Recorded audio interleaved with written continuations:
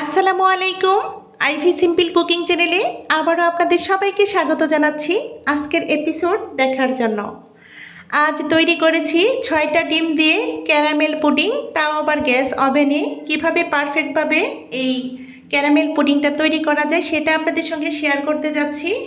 অনেকেই কিন্তু বিপাকে পড়ে যান, বিশেষ করে নতুনরা এই পুডিংটা তৈরি করতে গেলে। আজকের ভিডিওটা তাদের জন্যই। আশা করি আপনাদের একটু হলেও উপকারে আসতে পারে। তাহলে চলুন দেখি কিভাবে আমরা এই ক্যারামেল পুডিংটা পারফেক্টভাবে চুলাতে তৈরি করে নিয়েছি তার মূল প্রস্তুত প্রণালীতে চলে যাই। সবার প্রথম এখানে একটা মিক্সার বোল নিয়েছি। এখানে একে একে 6টা ডিম ভেঙে নেব। আলহামদুলিল্লাহ, বড় আকারের একটা ডিম থেকে 2টো কুসুম বেরিয়েছে। কার কার সঙ্গে এরকম হয় কমেন্টে বলে যাবেন। আমার ভীষণ ভালো লাগছিল বিষয়টা। সত্যি আল্লাহ তাআলা কী করতে না পারেন, সুবাহান আল্লাহ। আমি এখানে 6টা ডিমের ক্যারামেল পুডিং তৈরি করছি। আপনারা চাইলে কিন্তু একটা ডিম দিয়েও ক্যারামেল পুডিং তৈরি করে নিতে পারেন।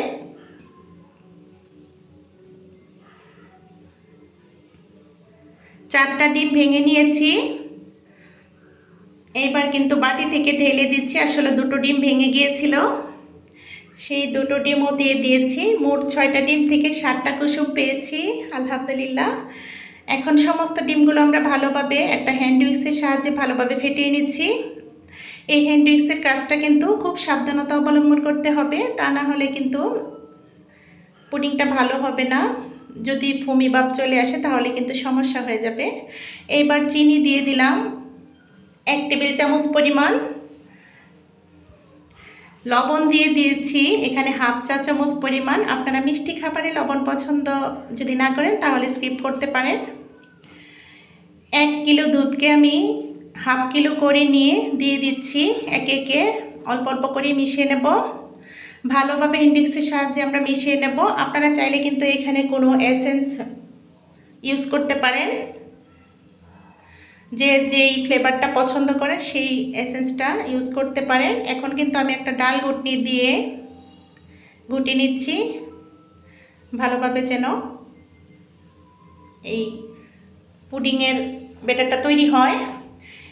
আমি এখানে 1 চা চামচ পরিমাণ দিয়ে দিলাম লবঙ্গ গুঁড়ো। খুব সুন্দর একটা ফ্লেভার আসে। ডিমের গন্ধটা যারা পছন্দ না করেন এটা দিতে পারেন, আগেই বলেছি। আপনারা এসেন্স ব্যবহার করতে পারেন, যদি হাতের কাছে এসেন্স না থাকে এরকম লবঙ্গ গুঁড়ো দিয়ে দিতে পারেন। তো ভালোভাবে মিশিয়ে একটা সাইডে রেখে দিয়েছি ব্যাটারটা।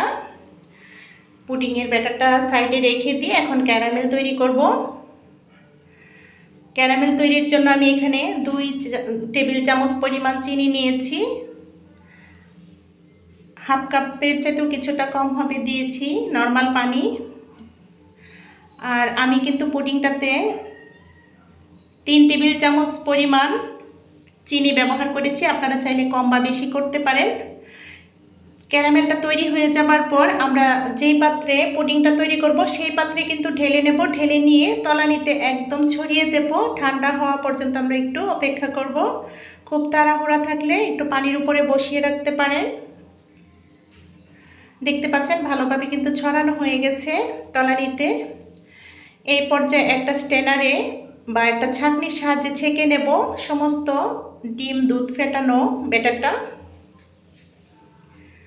অবশ্যই এই কাজটা স্কিপ করা চলবে না।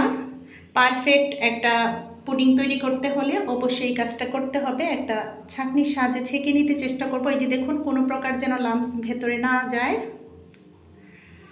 তো সমস্তটুকুই দিয়েছি। ঢালা হয়ে যাবার পর এরকম ঢাকনিযুক্ত যদি আপনাদের কোনো বাটি না থাকে তাহলে কিন্তু ফয়েল পেপার কিংবা ভালোভাবে একটা ঢাকনাযুক্তভাবে এটা আটকে দিতে হবে। এই পর্যায়ে বড় আকারের একটা পাত্রে স্ট্রেনার দিয়েছি এবং পানি দিয়েছি। আমি গরম পানি দিয়েছি, আপনারা চাইলে ঠান্ডা পানিও দিয়ে দিতে পারেন। তো ঢাকনাটা ভালোভাবে লাগিয়ে দিয়ে আমরা কিন্তু একদম বাষ্পটা যেন বেরিয়ে না আসে এবং ভেতরে যেন কোনো বাতাস না যেতে পারে সেজন্য আমি একটা শিল ব্যবহার করেছি, বা পোতা, যে যেই ভাষায় ডাকুন না কেন আমরা এটাকে শিল বলে থাকি। তো একটা ভারী কিছু পাথর টাথর দিলেই হবে, যেন বাষ্পীয় হয়ে বেরিয়ে না আসে।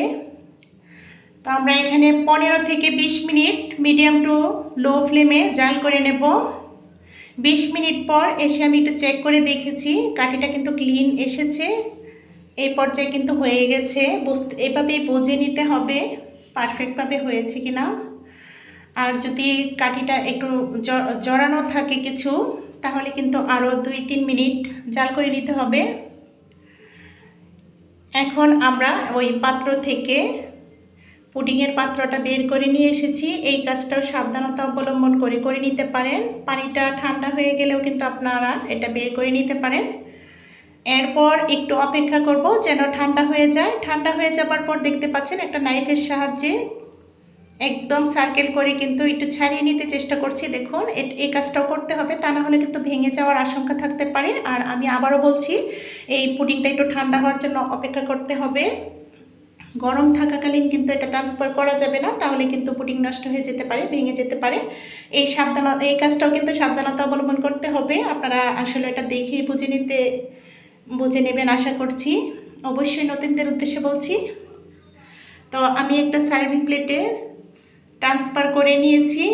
দেখুন ফাইনাল লুকটা, আলহামদুলিল্লাহ পারফেক্টভাবে একটা ক্যারামেল পুডিং তৈরি হয়ে গেল। আপনারা যদি আরও ডার্ক করতে চান এই কালারটা, তাহলে কিন্তু হাফ কাপ পরিমাণ চিনি দিয়ে ক্যারামেলটা তৈরি করে নিতে পারেন। আমি হালকাভাবেই করে নিয়েছি, যেহেতু চিনিটা একটু স্কিপ করতে চাচ্ছি। চিনিটা একটু কম খেতে চেষ্টা করি, যেটা না হলেই নয় সেইটুকুই দেওয়ার চেষ্টা করি। তো আমি কিন্তু পুডিংটা কেটে নিয়েছি। দেখুন পারফেক্ট একটা পুডিং তৈরি হয়ে গেছে, খেতে দুর্দান্ত ছিল। আর ওই যে আমি একটা ফ্লেভার ইউজ করেছিলাম যে এলাচির গুঁড়ো, সেটা কিন্তু চমৎকার একটা সুঘ্রাণ তৈরি করেছে। আশা করি ক্যারামেল পুডিং আপনাদের পছন্দ হয়েছে। যদি এই ধরনের সহজ রেসিপি পেতে চান, অবশ্যই লাইক কমেন্ট শেয়ার করে চ্যানেলটাকে সাবস্ক্রাইব করে যেতে পারেন। আমি এখন কেটে দিচ্ছি, যে যার মতো খেয়ে নিতে পারেন। তো আপনাদের সবার সুস্বাস্থ্য কামনা করে আগামী ভিডিও দেখার আমন্ত্রণ রেখে আজকের মতো ভিডিওটা এখানেই শেষ করব। সবাই ভালো থাকবেন, সুস্থ থাকবেন। বিশেষ করে বাড়ির ছোট ও বৃদ্ধদের প্রতি বিশেষ যত্নশীল হবেন। আল্লাহ হাফেজ। আসসালামু আলাইকুম।